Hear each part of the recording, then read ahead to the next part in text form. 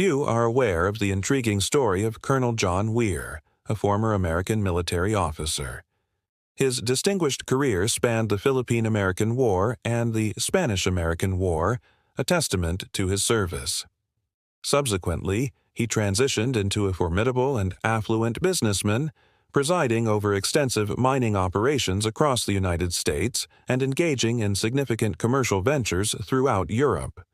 His demanding life necessitated constant transatlantic voyages, regularly traversing the waters between England and the United States. In April of 1912, specifically around the 9th day of the month, Colonel Weir found himself in England, meticulously finalizing the intricate details of a substantial business deal. His plan involved traveling to Queenstown the following day, where he was slated to board the magnificent brand-new transatlantic liner destined to carry him back to New York. He was accompanied by his personal secretary, his private secretary, and a valet, maintaining continuous contact with his U.S. headquarters via the nascent technology of the telegraph.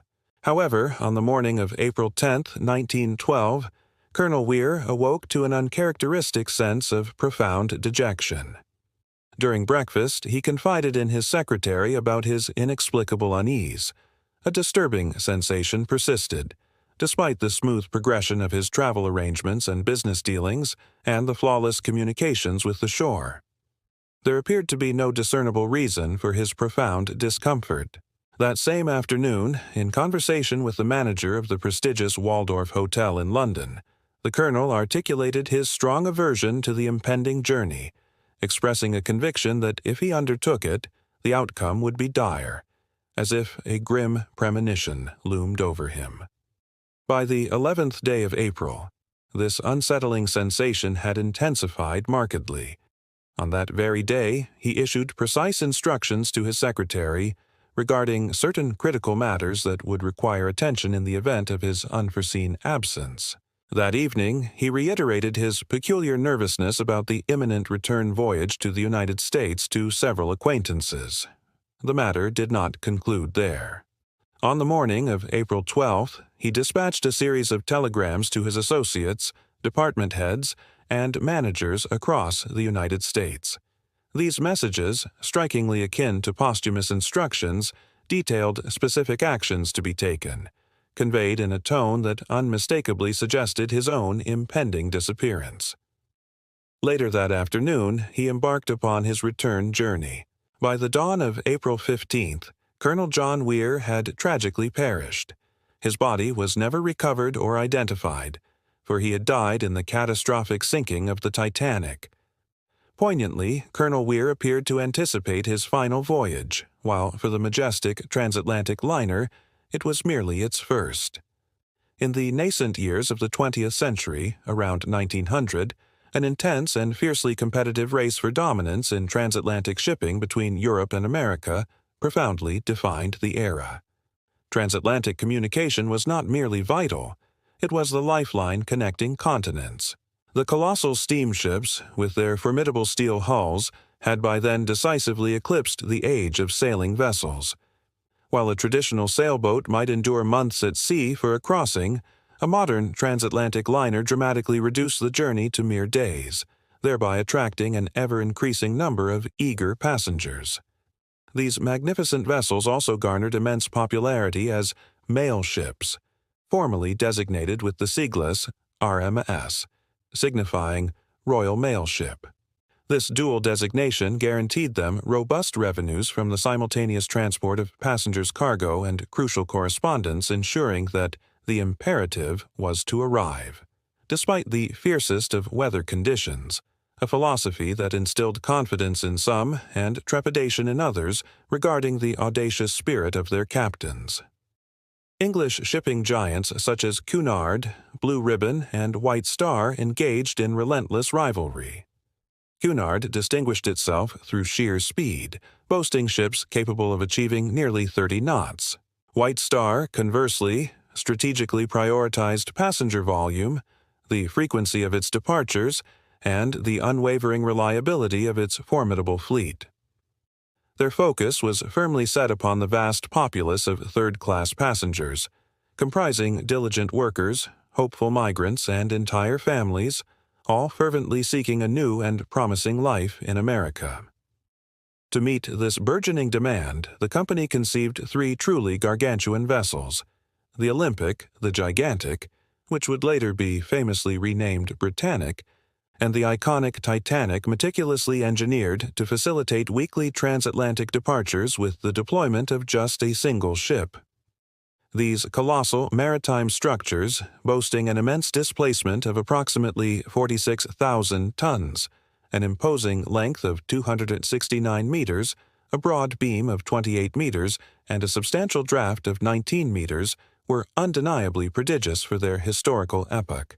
They possessed the remarkable capacity to accommodate an estimated 3,200 souls, encompassing both passengers and crew, thereby vastly surpassing the capabilities of their contemporary competitors. The intricate design and construction were entrusted to Harland and Wolff, a distinguished Irish shipbuilding firm, operating under the meticulous supervision of the esteemed engineer Thomas Andrews. The foundational premise guiding their creation was paramount: unparalleled safety. Contrary to popular misconceptions, these magnificent ships incorporated remarkably advanced safety measures for their time. A robust double hull extended several meters above the keel, engineered to provide crucial protection against inadvertent contact with submerged reefs or potential lateral collisions. Furthermore, they were equipped with an ingenious system of 16 watertight compartments, each capable of being swiftly and securely sealed from the bridge through the activation of magnetic doors, effectively isolating any potential flooding. The ever-present risk of fires, another common maritime hazard, was designed to be controllable thanks to their predominantly metallic construction and an innovative system of interconnected tubes leading to the bridge, enabling the immediate detection of any nascent smoke odors. In terms of lifeboats, a total of 20 were provided, including 4 conveniently collapsible versions, a number that actually surpassed the prevailing regulations of the era. However, these combined lifeboats possessed the capacity to accommodate only approximately 30% of the total population on board. The underlying rationale behind this seemingly insufficient provision was the historical observation that maritime accidents typically occurred in closer proximity to coastlines, theoretically allowing for shuttle trips to ferry passengers or the transfer to other nearby vessels. The engineering prowess exhibited on board was equally impressive and pioneering. 2 colossal triple-piston steam engines, ravenously consuming hundreds of tons of coal within gigantic boilers, provided the formidable power to drive 2 primary propellers. Intriguingly, the spent steam, before dissipating, was ingeniously harnessed to actuate a turbine, which in turn powered a 3rd central propeller, a design innovation that significantly optimized the vessel's overall propulsive efficiency.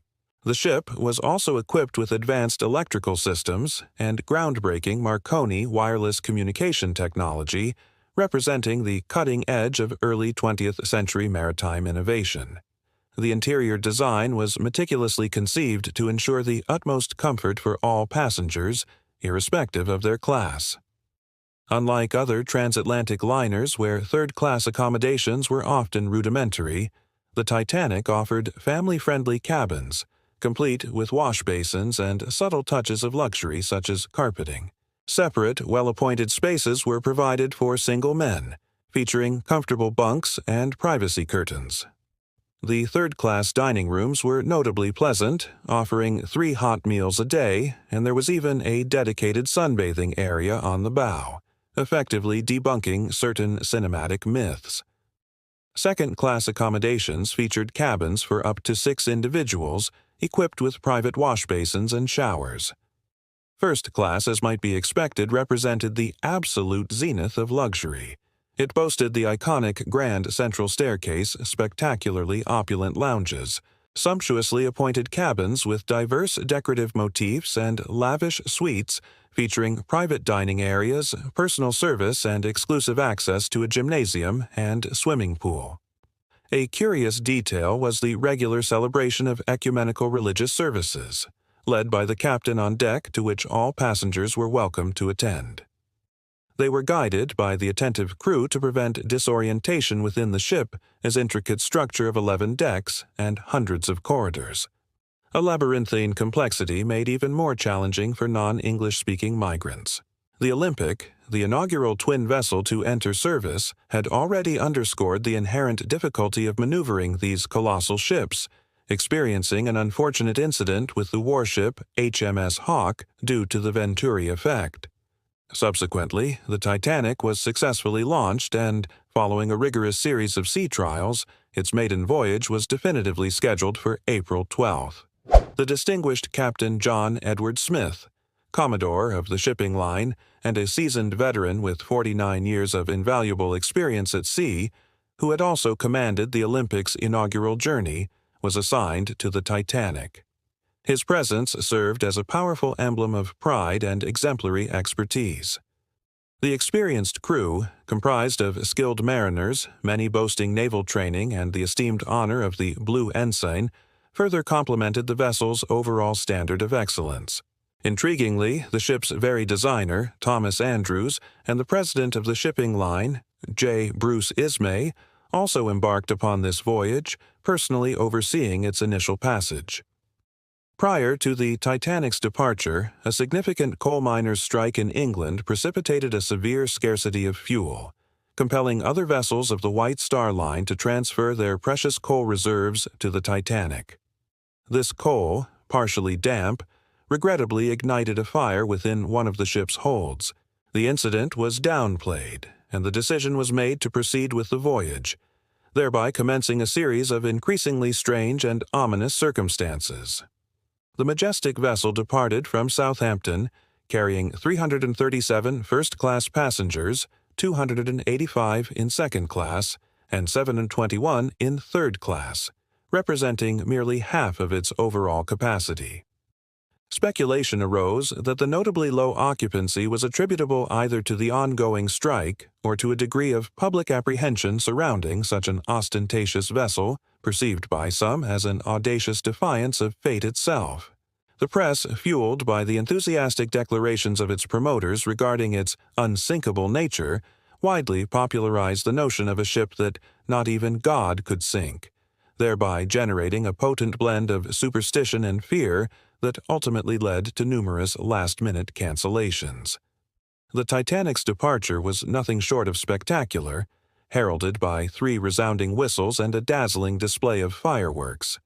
Its planned route encompassed scheduled stops in Normandy, France, and Queenstown, Ireland, before embarking upon its epic transatlantic crossing.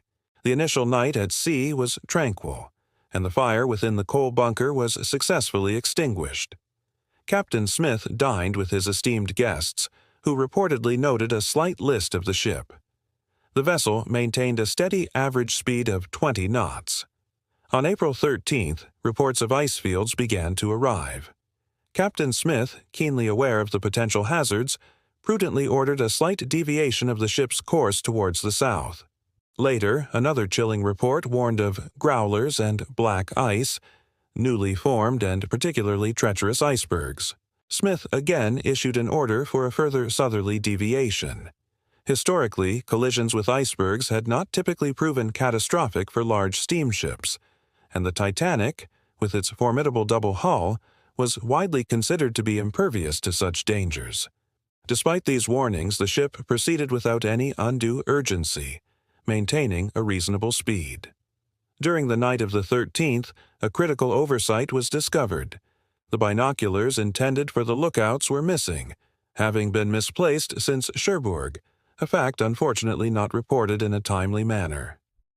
This incident generated a palpable sense of nervousness, though the night ultimately passed without further complications. On April the 14th, a scheduled lifeboat drill was inexplicably canceled due to inclement weather conditions.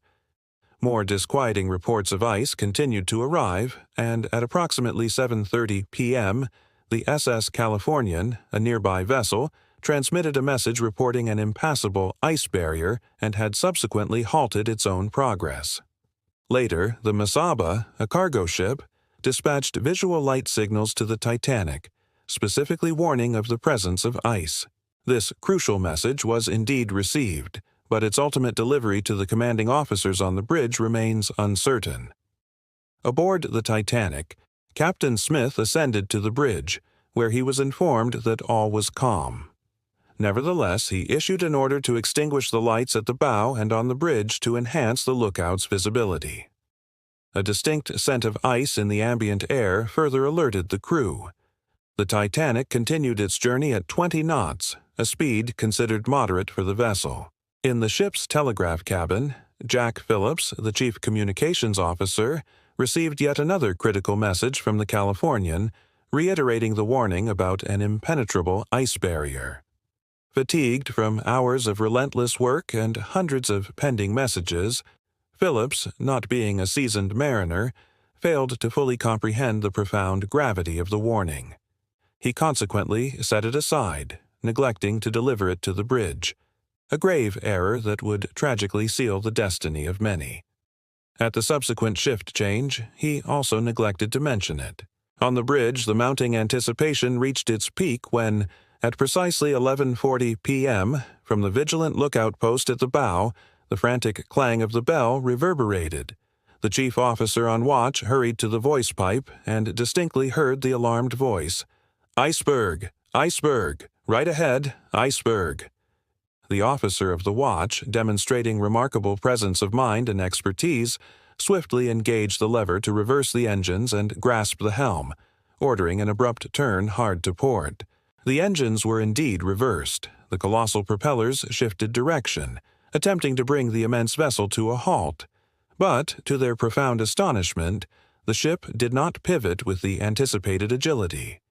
Barely a few degrees later, the jarring impact was felt, a terrifying screech, the very death cry of steel. Captain Smith, roused from his cabin, felt the distinct vibration and immediately rushed to the bridge, where he was instantly informed of the collision. The majestic vessel, with its engines still in reverse and its helm turned, continued to scrape alongside the vast iceberg, sustaining multiple impacts before Captain Smith finally managed to straighten its course. An immediate and thorough inspection was ordered. Andrews, the ship's esteemed designer, arrived on the bridge, acutely aware of the dire gravity of the situation. Rapidly, alarming reports began to pour in. Water had already reached a depth of 60 centimeters in the mailroom and was rising at an alarming rate in several coal bunkers. The damage was devastatingly extensive. At least 6 watertight compartments, despite the automatic doors, were flooding at an unstoppable pace. The powerful pumps on board were utterly overwhelmed. Andrew's calculation was chillingly stark and desolate. The Titanic had no more than 2 hours of life remaining. Captain Smith, overcome with a chilling premonition, immediately ordered the full emergency protocol, including the urgent dispatch of distress signals.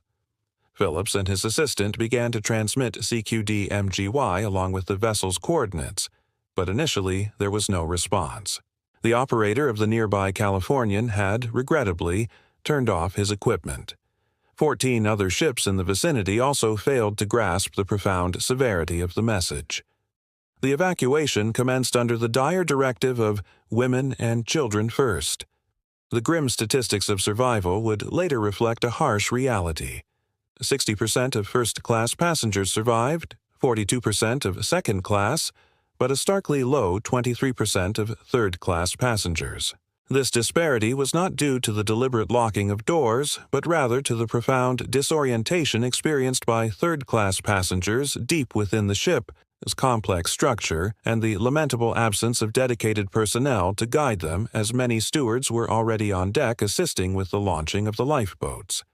The initial lifeboats were launched tragically half-empty. The paramount priority was simply to get them into the water before the ship succumbed, with the intention that they would then return to retrieve more people. The crew gradually gained a more efficient rhythm, but the escalating desperation led to scenes of profound chaos with warning shots fired into the air. Individuals desperately attempting to board the lifeboats, and some officers tragically taking their own lives, overwhelmed by the insurmountable situation. Simultaneously, brilliant socket flares were launched to an impressive height of over 200 meters, unequivocally signaling a grave emergency. Phillips' assistant, demonstrating foresight, suggested employing the nascent SOS code, marking the first recorded instance of its use in a catastrophe of such immense magnitude. Finally, the Carpathia, situated approximately 100 miles away, responded, though it would require several precious hours to reach the disaster site. The lookouts on the Titanic, in their final moments, reportedly sighted the lights of another ship approximately 4 miles distant. They transmitted visual signals and received an apparent response. Lifeboats were even dispatched in that direction, but inexplicably, the mysterious vessel suddenly extinguished its lights and vanished into the impenetrable darkness. The sinking progressed with inexorable certainty. The bow submerged deeper. The frigid water reached the intricate stained glass windows of the lower decks, which then catastrophically collapsed, accelerating the inundation. The ship's orchestra, comprised of 18 dedicated musicians, continued to play soothing melodies until the severe inclination of the vessel rendered it utterly impossible. Captain Smith was last observed on the bridge before being tragically swept away by a gigantic wave at precisely 2 Seaway M. The passengers in the lifeboats were few. Many others had leaped into the icy water, facing profoundly low chances of survival, even with life jackets. Some, including the company's president, J. Bruce Ismay, managed to scramble into a lifeboat.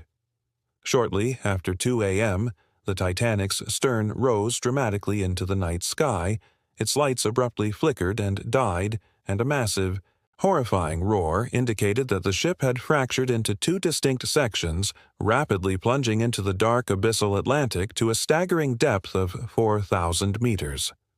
The lifeboats, cautiously avoiding the frenzied chaos of survivors amidst the debris field, waited at a safe distance to collect the pitiful few who still clung to life. At dawn, the Carpathia gallantly appeared, commencing the arduous rescue operation. Other ships arrived belatedly, primarily to recover bodies and scattered wreckage. Of the more than 2,200 individuals on board, only a mere 700-odd survived. A staggering 4,500 lives were tragically lost, including the vast majority of third-class passengers, stokers, engineers, stewards, the dedicated radio operator Phillips, and the ship's brilliant designer, Andrews. Official investigations initially attributed the disaster to captain's failure and a nearly 100-meter tear. However, subsequent detailed studies of the wreck revealed that it was not a single continuous tear, but rather multiple deformations in the hull plates and the failure of lower-quality rivets in the bow section that yielded permitting the catastrophic ingress of 7 tons of water per second. The Titanic, in essence, was doomed from the moment of impact. The official narrative of Captain Smith's negligence, navigating at full speed through ice, is overtly simplistic. The catastrophe was, in fact, the devastating culmination of multiple compounding factors: the lookouts lacking their crucial binoculars, the critical message from the Californian inexplicably lost, and a pivotal design flaw. The rudder, being relatively small and positioned astern of the central propeller, became alarmingly ineffective when the side engines were reversed to brake, as the forward flow of water impeded its maneuvering capability. Furthermore, the use of grade G rivets in the bow instead of the significantly stronger double G rivets and their application in only 2 lines instead of 3 caused them to detach and the hull plates to separate upon impact. All these elements, in their dreadful combination, collectively overwhelmed the vessel's otherwise advanced safety provisions. The wreck of the Titanic was finally discovered in 1985. The haunting images of the metallic tomb, now covered in rust and enveloped by the eerie beauty of submarine vegetation, vividly revealed the immense scale of the destruction. In the wake of the sinking, various conspiracy theories inevitably emerged. One of the most persistent theories links J.P. Morgan and the creation of the Federal Reserve. Aboard the Titanic were prominent financial figures, such as the Astor, Guggenheim, and Colonel Weir families, all of whom were known to oppose the formation of a central bank. J.P. Morgan, the owner of the International Mercantile Marine Company, which owned the White Star Line, inexplicably canceled his voyage at the very last minute, citing an issue with an art collection. Following the disaster, all his formidable financial adversaries perished, while Morgan himself survived. The Federal Reserve was subsequently established, and global financial control, according to this theory, purportedly fell into the hands of a single powerful group. While the sheer improbability of such a vast conspiracy has been argued, the confluence of events remains profoundly unsettling. Another compelling conspiracy theory suggests that the mysterious ship sighted that fateful dawn, which suddenly extinguished its lights and vanished, was in fact a vessel specifically dispatched to sink the Titanic if the collision with the iceberg failed, thereby ensuring the elimination of Morgan's opponents. Speculation has even extended to the possibility that Captain Smith, nearing his retirement, deliberately crashed the ship in exchange for a substantial sum of money for his family, an act not entirely dissimilar to historical accounts of other suicides or instances of madness in the annals of aviation and naval history.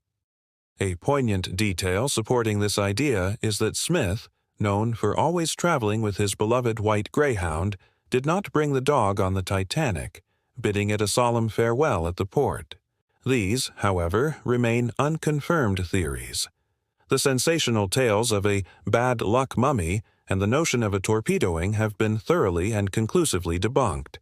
Beyond the realm of conspiracies, the Titanic is enveloped in a shroud of eerie premonitions. Colonel Weir was by no means the sole individual to experience such a foresight. Over 1,000 reports detail individuals who, sensing an inexplicable premonition, either canceled their tickets or simply did not board the ship. Isaac Frenthal famously dreamt of the ship sinking, meticulously prepared himself, and remarkably survived by leaping into a lifeboat, witnessing the Titanic's stern rise dramatically and break apart, precisely as it had in his dream. The slave brothers, seasoned mariners, experienced an unusual train delay, and one of them steadfastly refused to board due to a profound sense of foreboding. They were ultimately denied embarkation due to the closing of the passenger lists, thereby saving their lives. Eugene Daly, a third-class passenger, suffered recurrent nightmares of floating bodies. On the night of April 14th, his dream was so vividly terrifying that he awoke his brother and sister-in-law, urgently imploring them to have their life vests ready, asserting with conviction that the ship would sink that very night. 40 minutes later, the Titanic collided. Daly and his brother courageously jumped into the water with their life vests and survived, while his sister-in-law was fortunate enough to do so in a lifeboat. Even an Anglican minister dispatched a letter to J. Bruce Ismay, ominously warning him of impending divine retribution. The prescient novel Futility, penned by Morgan Robertson in 1898, a full 14 years before the actual tragedy, uncannily described a vessel named Titan, with astonishing similarities to the Titanic. Approximately 45,000 tons, 3,200 passengers.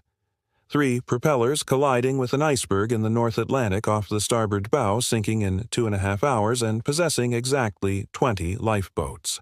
Although there were minor discrepancies in details such as the precise time or the exact number of survivors, the sheer number of coincidences remains profoundly unsettling.